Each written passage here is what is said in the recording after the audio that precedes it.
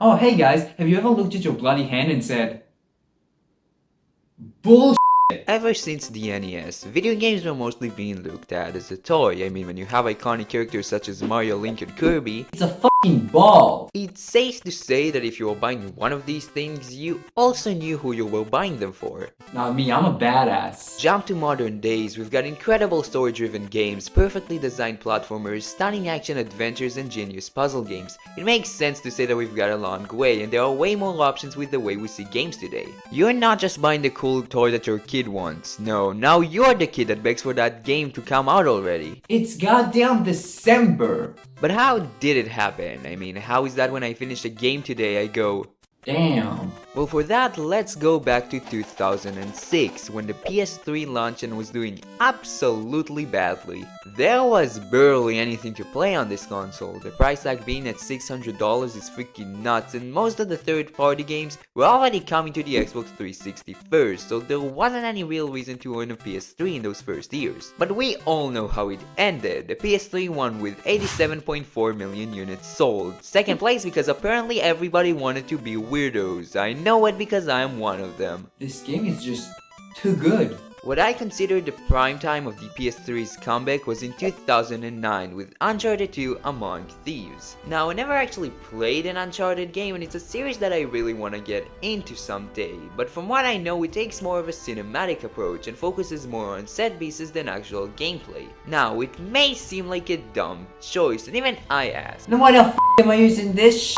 but you can clearly see the impact of this game for future titles. I'll get to that later in the video, but almost every game for the PS4 from 2016 to even today's date with the PS5 had this approach. However, I always thought that there was a bigger reason for that. Something was always missing to me. It always felt as it was right under my nose. And by that I mean it was right in my f***ing face. That's right, today we're looking at The Last of Us, one of the most influential games from the modern day. I actually played this game less than a year ago and it blew my goddamn mind. So now I don't have a mind and I really wanna use guns. The Last of Us was developed by Naughty Dog and published by Sony to the PS3 in 2013. The game released to critical acclaim. Literally everybody and their mother loved this game. The version that I'm holding right now is the remaster for the PS4. It came out a year later in 2014. Wow, just 1 year after the original game.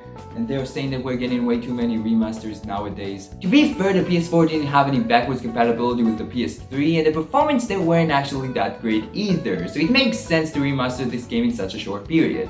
However, you can still play the PS4 version on the PS5, so Sony, what the f was the point here? The remake just updates the graphics and the textures and all of this kind of stuff. Outside of that, it's the same damn game. There will be a lot of spoilers here, so if you wanna avoid that, just exit the video. And with that out of the way, let's play The Last of Us Part 1.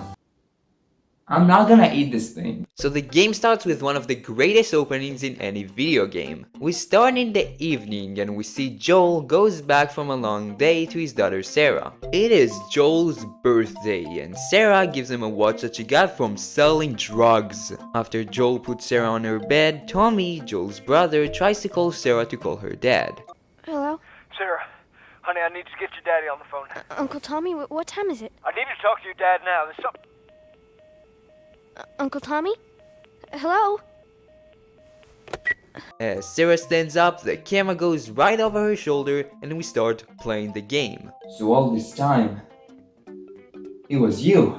This game starts a lot of trends that we see in modern games today. One of them is that now every game is a third person with an over-the-shoulder camera, and the second is that now we have those cool-ass transition from cutscene to gameplay. I always like when they pull stuff like that. Shit goes down fast, and when I say fast I mean really f***ing fast, almost as a bomb. What was that? Okay, that joke was really bad. Oh, there is Joel, we don't have to- oh f***. The world is experiencing what I call a zombdemic. I should probably stop. Think about COVID, but if it would turn people into zombies. Alright, we find Tommy, we get to the car, and all we need to do is to just get out of the city. God damn it! Don't panic, because every problem has a solution, and it should be a smooth sailing from here. Again? We're controlling Joel now. As long as we avoid all of the infected people, we'll be fine. Shit, there is a soldier here. Don't worry, we're not sick or something. He'll understand us. right? Yeah, no. So Joel gets a bullet in the back, but before getting one in the head, Tommy kills the soldier. Sarah is f***ing dead. Now, with the way I explained all of this, you may think, So why am I supposed to give a shit? well, that's because the characters just feel real. Literally from the start of the game, you can see the connection between Joel and Sarah and feel how much they care about each other, especially Joel. They actually feel like people and thus making a connection with the player and not being as boring as all of the other games when the dialogue is, Watch out! You're gonna crash! Ah! here it's more emotional. Even though we barely know the characters, it's hard to see Sarah die like this. It's a trauma not just for Joel, but also you as a player. The fact that you can see Joel's perspective makes you care more about him. It's like we're the same person. The cutscenes in this game are phenomenal. Everything from the motion capture to the voice acting. You like it? Honey, this is... It's What? nice, but I think it's stuck. It's not... What? No. Oh, ha ha. Everything just feels real. Now this was only the prologue. We start 20 years later when the actual tutorial begins. Let's start holding up. So here is another trend that this game started, incredibly boring tutorials. Man, there are so many places in this game when you are just going to hold up and do nothing else, and it is just boring. It's literally nothing but going through a straight hallway, and I mean sure, most of the time you'll be listening to some dialogue or looking at the landscape, and to be fair, I do think that the writing is great, and in terms of visuals and environments, this game looks absolutely crazy. But god damn it, I can literally sleep while going through these things. Is it over yet? Our mission is to find Robert, who apparently stole some guns from us and also sent a bunch of people to kill Tess. So what are you doing in this game? I mean, outside of all of the cutscenes and walking? Well, for starters, You can be Sonic in this game.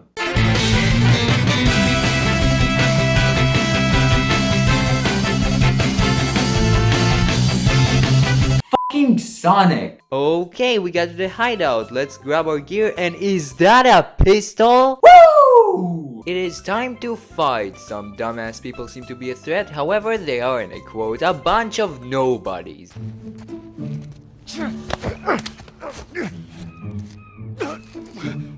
Take it easy, man.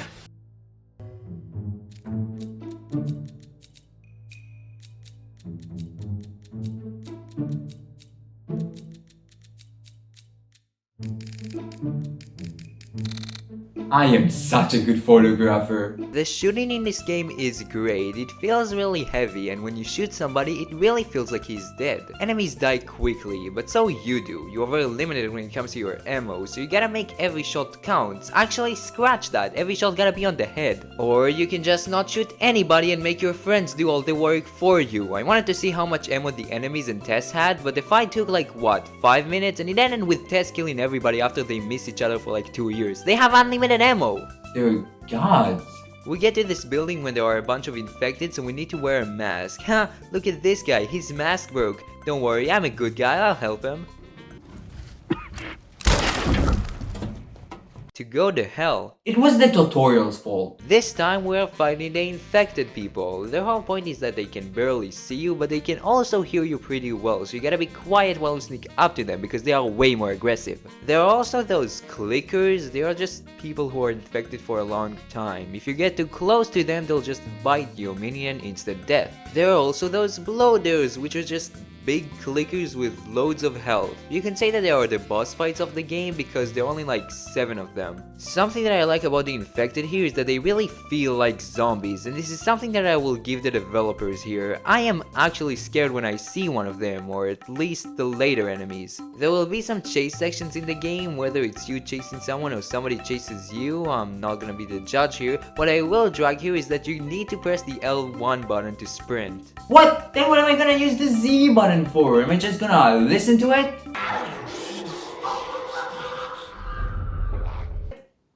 Well, damn! Oh, there is Robert. Oops. So Robert sold their guns to the Fireflies, an operation who are trying to look for a cure. We find Marlene, who is a part of that operation, and apparently if we want our guns back, we need to earn them. Well, if you want, I mean, I've got a weird emote. This is when we meet Ellie, who we are supposed to smuggle to the other Fireflies. Originally, Marlene was the one who was supposed to smuggle Ellie, but since she got... well, I don't know what happened to her, we will be the one who are going to smuggle her. Don't worry, the only thing we need to do is to get to the Capitol building. It's gonna be easy. This game took me 12 hours. So the soldiers found us and apparently Ellie found to be infected. Tess and Joel think that Marlene set them up, but Ellie explained that she's actually immune. We get to the Capitol building and guess what? Everybody is dead. Who would have seen that coming? The Last of Us story structure is to put an easy goal towards you and then mess it up later. Oh no, we need to get out of the city. We need to get to the mountain, god damn it. And while it can make the story a little bit predictable, it also mentions that no matter how hard you try, some things are just meant to be. Dad, come on.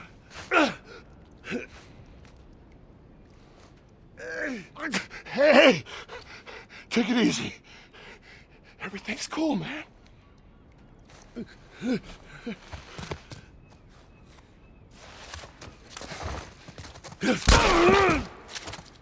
So while Joel really wanna go home now, Tess may or may not got infected. Yeah, hurts, I know, and if there is anything Tess wanted is to bring Ellie to the Fireflies. It hurts even more to see her after she's dead. Should have got the Wii remote. So now we need to get a car. There's a little town where Bill lives. He apparently owes us something, but I don't think there is an explanation for why he's helping us. But a car is a car, so I'll take it. It's also here when Joel let Ellie use a gun. Well, thank God you actually understand something. She's been dragging about this for a long time, and with the fact that she literally saves Joel, it makes sense to let her help. A bit later we found someone in help. Oh wait, there are more of him, and it was an ambush. Great.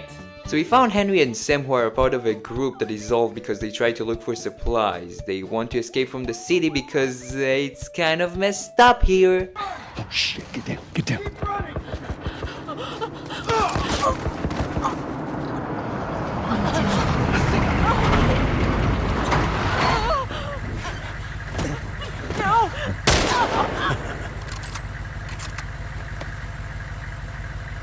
Busy couple of days, huh? Whatever, man. Damn, no food. Old pair of shoes. We got nothing. Let's go. Man, it's a moment like these that makes you feel how fucked up this world is. The different ways you see how many people are trying to survive kinda breaks your heart. But as Joel said, there is nothing we can do about it. Yeah, that's basically what the whole game is about. So after we get to the bridge, this stupid truck comes out. Henry and Sam do escape but leave Joel and Ellie behind. Oh yeah, no, because I'm not pissed at all. Okay, we jumped out of the bridge.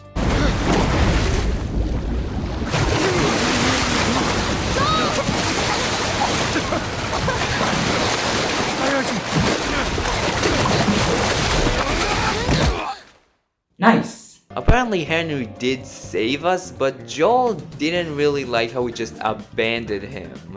Sam got infected. Good messing up the story. Henry doesn't like the fact that he needed to shoot his little brother, and yes, it's as horrible as it sounds, so instead of having a mental crisis, he just takes the easy way out. Well, damn. It's fall! Who? We start the second chapter by getting into Tommy. Since he was a Firefly before, he can bring Ellie to the other Fireflies. Joel just doesn't want to lose another kid, so he'd rather be afraid instead of blaming himself for his whole entire life again. With how Joel doesn't like talking about his past, and I mean he literally regrets a photo of him and Sarah. I'm good. You sure? I mean, I've said I'm good. At the end of the day, he still remembers it. He still wears the watch that he got from her at the start of the game. The thing is that Ellie has been with Joel for like the past 3 months here and is seriously attached to him. You can see that with how she never leaves him, even in dangerous areas. She's seriously pissed here and literally just runs off. Yeah, I mean, I kinda get her. Up until this point, the only reason that Joel smuggled Ellie is to get all of his guns back, but it's here that he finds that it's more than that. Him and Ellie made a connection between each other. Joel takes Ellie as she is his daughter and thinks that if he will bring her to Tommy, all of his worries will go away. But Ellie isn't Joel's daughter, and even though that's what the game is going for, that's not the truth. While Joel thinks that everything will end if she will just be with Tommy, Ellie doesn't want to be with him because then she will just be more scared, and most of all, she did not spend all of that time with him. And when Joel sees that Ellie isn't just the key that I'm smuggling to get my gear back, there isn't any reason to just leave each other. Except if they will add basketballs, because I will leave immediately. So Joel and Ellie continue on their journey. The goal this time is to get to the university where all the fireflies are. Guys, this is going to sound crazy, but I think I finally found a way. What? So another group of people starts shooting at us. I did get a few kills here and there, but I don't think it really matters when this happened. You asshole!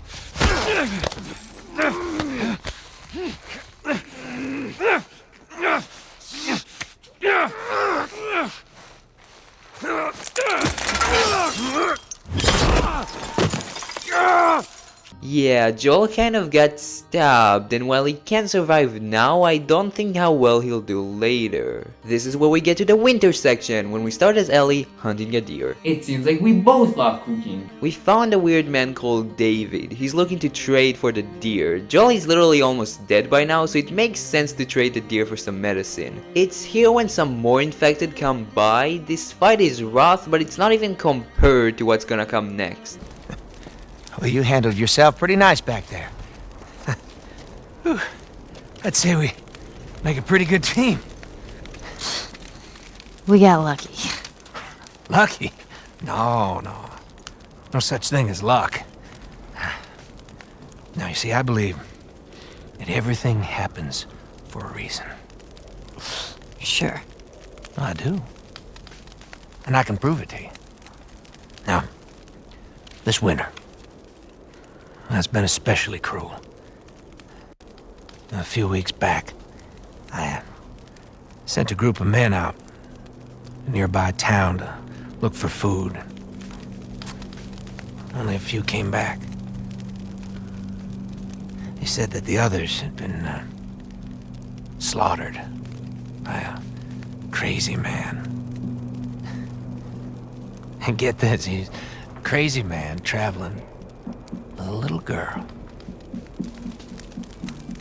You son of a bitch basketball player! Yeah, it reveals to us that David is the leader of the people that tried to attack us in the university. This is such a cool twist. You go, Oh no. when you first see this cutscene, and while David said to just forget about all of this, you can't deny that there is something suspicious here. Yeah, no shit. But for now, we do need to forget about all of this, because we got our medicine and we can heal Joel. But the next day, to no one's surprise, David's people track us. They just don't wanna stop dying. This is the greatest part of the game. In all of the other chapters, you were learning about Joel and Ellie, but now the game starts to get intense. What I like here the most is how much Ellie is willing to risk for Joel. Like, she's literally going around killing basically everyone just for Joel to have some more time. The thing is that just when you weren't expected, David did manage to capture her. It's revealed that David and his people are eating humans. What's even worse is that after that he wants to team up with you. Yeah, no thank you, I'd rather stick to eating beans. It is Joel time, starting by killing a bunch of David's people to make their soul live in hell. Joel starts threatening the guys that ambushed him. See, when you look at this scene out of context, you ask, What the hell? the thing is that these are the people that want to kill basically your daughter, eat other humans for lunch, and worst of all, they are basketball players. Those motherfuckers need to pay! So every time that I watch this scene and see Joel beat the shit out of everybody, I go, Kill! Kill! Kill! Kill! Kill! Kill! Kill! Kill! back to Ellie, it's time for her to be cut into tiny little pieces. However, I'm infected! I'm infected! Didn't see that coming! this is what I like about this chapter, the intensity. You are about to lose your life by a crazy man who wants to fucking eat you. I also like that you can hear your enemy's thoughts, and also that they change through every interaction with David. They'll start, hey, let's kill her ass, woo! And after everybody know that you're infected, they go, holy shit, she's infected? Eventually you do get to David. Stab him 3 times and you'll be fine, but it's when you finish him off when it really touches your heart. You can try begging. F you. You think you know me? Huh? Well, let me tell you something. You have no idea what I'm capable of.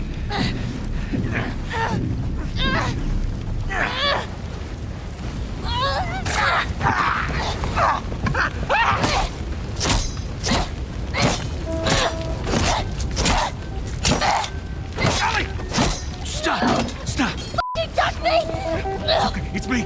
It's me! It's me! Look! It's me. He tried to. Oh, baby girl. It's okay. It's okay. Joel.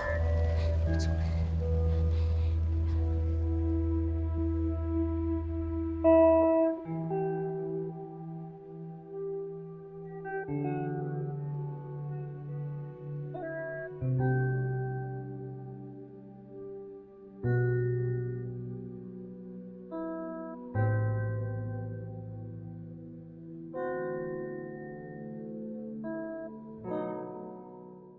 Everything about this cutscene is beautiful, from the way Ellie just keeps hitting David to where Joel comes to rescue her. It's so full of emotion. You'd expect Joel to save Ellie from David, but instead he saves Ellie from herself. He truly became her father. I mean, he even called her baby girl just like Sarah. It's really touching to see something like this. Never in my life did I think that a game could have that level of storytelling. We have one more chapter to talk about, but I feel like I should leave to you guys to find what happens in the ending. Yeah, so I know I spoiled almost all of the game, but I do want to leave an open window for the end of it for a few reasons. One of them is because I lost all of my footage for the final gameplay section of the game. Hurts, I know. But that does raise the question, is the story really the thing that made The Last of Us the masterpiece that it is? Yes, but not fully. Don't get me wrong, I love the story of this game, but what really shines here are the characters, because without them, this game wouldn't be what it is. Now, I did briefly talk about the gameplay earlier in the video, but I do want to dive deeper into the subject. I'll say that the gameplay in The Last of Us is a hybrid between Resident Evil and Metal Gear Solid. I overall think that the combat in this game is alright. You have two gameplay styles here, stealth and, well, not stealth. Starting with stealth, enemies can kill you really fast, so it's always good to be quiet at the start. Then when you grab them, you either do a stealth kill them with your gun, or use them as a body shield. Shooting them will be the fastest option, but it will get you out of stealth immediately, so the best option is to just get someone into a safe area and then stealth kill him there. Body shielding is only good if a bunch of people are nearby and you just want to get it quick. Now for the everybody go to hell approach, to be honest, this way is way more fun than being stealth. You have a variety of 9 weapons, although in reality you have like 4 weapons. Every weapon in this game has a copy of it. Like going around with the pistol? Well, I hope you like the revolver. The shotgun was pretty fun to use. Well, here is another one. Now, thankfully we do have other things to use. If you run out of ammo, you always have your trusty fists. But what if I'm holding a sandwich? They can be slow and most of the time a chunk of your health will go down, but they still get the job done and they are good to save ammo. However, there are more melee weapons that you can use. They are 10,000 times better than using your dumbass fist. There is no reason to use them anymore. The thing is that these things break fast, so you have to be smart with them, but even then, you can use a baseball bat in this game. So that's why people like this game. You can also use a brick or a bottle in which you can throw and stun all of the enemies, which makes them easy to just run and grab them. Although you can only hold one of them at a time. I said that you can find melee weapons in this game, but I didn't talk about the whole crafting mechanic. I mean, it's a zombie game, how could there not be? Across the lands you'll find a bunch of supplies, including ammo, pills, gears, and most importantly, different types of materials. You can craft different tools with them, like shields, molotovs, and probably most importantly, medkits. With pills you can upgrade other stats like your health and your radius of hearing. Gears are basically the same, but they are used to upgrade your weapons. To be honest, I liked fighting against the real people instead of the infected. While it still lacks in options, you do have more variety in your approach to battle. While with the infected, it's all going stealth or having the same battle where you just need to shoot them before they get at you. The combat in this game can sometimes feel outdated in my opinion, especially after we got games like Metal Gear Solid 5, but the biggest thing that this game accomplished in its combat is the feeling of it. It is so satisfying to use all of your tools and weapons. When you shoot somebody, it really feels like you did major damage. These peoples are brutally murdered here, and when you kill them, it really feels like you did something. The picture that you see right now is brought to you by the guy who holds this gun. Oh. But this is only 50% of the actual gameplay. What's the other part, you ask? You should go to sleep. Climbing ladders is the name of the game here. Stupid, I know, but there are so many times when you get to move ladders or planks. The game treats these sections as puzzles, but they never evolve. it always pick this thing so you can continue playing your video game, and god damn it can make the pace so bad. Now sure, this can enhance the game in some ways. The developers really wanted you to look at the landscape and the attention to details, and there are a lot of little details in this game. I mean, right from the start, Sarah's room has so much in it, and whoever lived here was a big fan of Naughty Dog. But look, at the end of the day, it's a minor issue, but it's still there. At the end of the day, The Last of Us gets a 10 out of 10. God of War, Spider-Man and Horizon are just some example for the impact that The Last of Us had. All of these games are third person with a big focus on narrative and characters. Without The Last of Us, none of these games would exist the way they are. While the gameplay and the story are really good, it's the characters that makes this game what it is. Joel and Ellie start as strangers and end with being a father and a daughter, and the way that the character feels so real, the way they talk, sound and play, this game is great. Replaying it? It's alright. This game is really hard to replay, and a lot of the minor issues that I had originally felt way more major. At that point I already knew the story and all of the twists, and getting letters always felt like the game was trying to drag on. It doesn't mean that it wasn't good, but it didn't leave an impact on me as it did on my first playthrough. But even then, this game is phenomenal, and as long as I won't see any basketballs, it'll be fine.